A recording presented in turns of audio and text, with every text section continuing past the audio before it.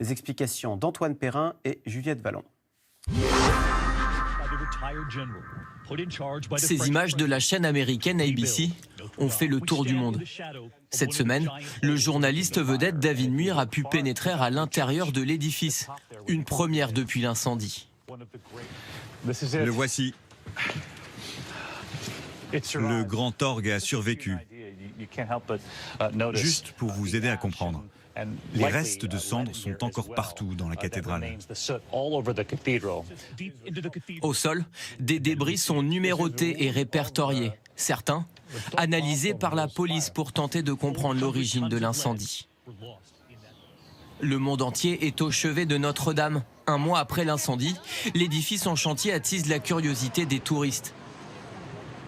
Sur le parvis, le Premier ministre canadien en visite à Paris est venu apporter mercredi son soutien. Le Canada, évidemment, a offert tout de suite son aide à la France. Pas que vous en avez besoin, mais on sera là en tant qu'amis pour vous aider. On offre absolument tout l'acier et le bois d'œuvre dont vous aurez besoin. Je sais qu'il y a beaucoup de générosité ici en France qu'on a vu et de partout dans le monde, mais vous savez que vous pouvez compter sur nous, vos cousins canadiens. Merci beaucoup, monsieur le Premier ministre. À ses côtés, Franck Riester, le ministre de la Culture, affiche une certaine décontraction. Pourtant, les problèmes s'accumulent. Le 27 mai, les sénateurs vont se pencher sur le très contesté projet de loi pour la reconstruction de Notre-Dame. Au centre des critiques, l'article 9. Il prévoit de donner à l'État le droit de déroger à certaines règles d'urbanisme et de protection de l'environnement pour accélérer les travaux. Auditionné cette semaine au Sénat, le ministre a dû ferrailler. À l'Assemblée, l'opposition appelle à ne pas céder à la précipitation. Ce qui est important, c'est d'écouter les experts, bien plus que les politiques.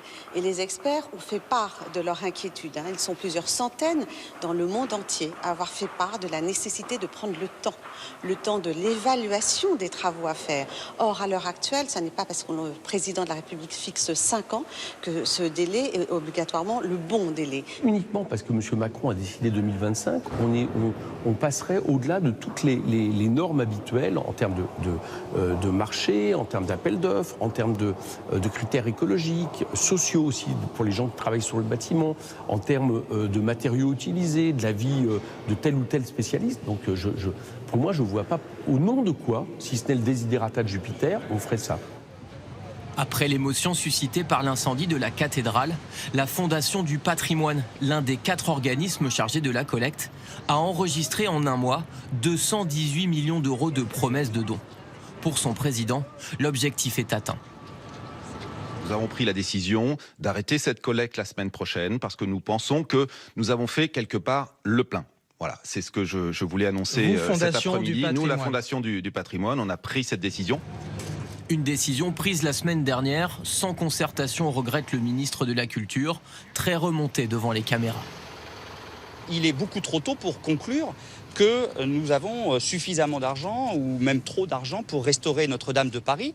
Parce que d'abord, il peut y avoir une différence entre les promesses de dons et le versement réel, si je puis dire, des dons. D'autre part, nous n'avons pas du tout d'évaluation à l'heure où nous parlons, puisque le diagnostic de l'état des lieux exact du sinistre de Notre-Dame de Paris, nous n'avons pas de diagnostic et donc de chiffrage de ce que seront les travaux nécessaires à la restauration de Notre-Dame de Paris.